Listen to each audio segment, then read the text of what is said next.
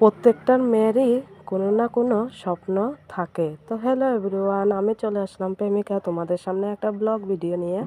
তো বন্ধুরা, যেহেতু দেখো আমাদের মেয়েদের জীবনে প্রথম স্নান করে এসেই চুলটা আঁচড়ে নিলাম। আঁচড়িয়ে দেখো এবার মানে যেহেতু রান্না করতে হবে একটু তাড়াতাড়ি করছি, পারছি না শুধু মানে চুলটাকে ছিঁড়তে। মানে কখনো না এত রাগ উঠে যে চুলগুলো কেন যে হলো, মানে এত কাজের চাপে সেটাই মনে হয়। তো কী আর করার বন্ধুরা, যেহেতু আমাদের সৌন্দর্য হলো চুল, তো সেই জন্য চুলটাকে দেখো আঁচড়াতে তো হবেই। তো দেখো মুখে একটু ক্রিম মেখে নিলাম, আর ক্রিম মেখে এবার মানে চুলটাকে দেখে নাও একটু, আমি একটু নগনা করলাম। তো আমার মুখটাকে কেমন লাগছে একটু অবশ্যই বলবে।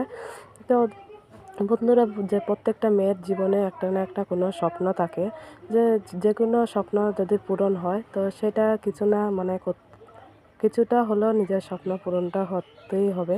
তো যার হয় হয়তো কারোর হয় না, তো কিছু করার নেই। যেটুকু মানে সবার ভাগ্য তো সব কিছু পাওয়া যায় না। তো আমি যেটুকু পেয়েছি তো সেটুকুই আমি খুশি হওয়ার চেষ্টা করি। তো দেখো স্নান করে আমি সিঁদুর পড়ছি। আর এই সিঁদুরটাই আমাদের মানে সৌন্দর্য করে এনে দেয়। দেখো এতক্ষণ আমাকে কীরকম লেগেছিলো, যে সিঁদুরটা পরেছে একটু মুখটা অন্যরকম লাগছে। তো আমি স্নান করে উঠে আমি রেডি হচ্ছি, মানে চুল টুল আঁচড়াতে আঁচড়াতে আমার মেয়ে চলে আসলো স্কুল থেকে। যেহেতু এখন তো জানোই বন্ধুরা যে স্কুলটা সকালে হয়ে গেছে। তো আমার মেয়ের 6:30টার থেকে স্কুল।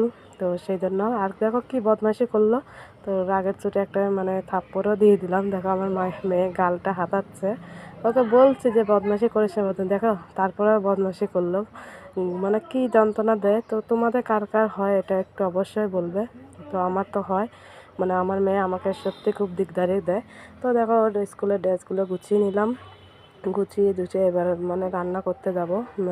সকাল 6:30 থেকে 8:30 অবধি স্কুল। তো মানে এখন এরকমই। তো এবার আমার মতন পাশে থেকো, আর আমার ভিডিওটা যদি ভালো লাগে লাইক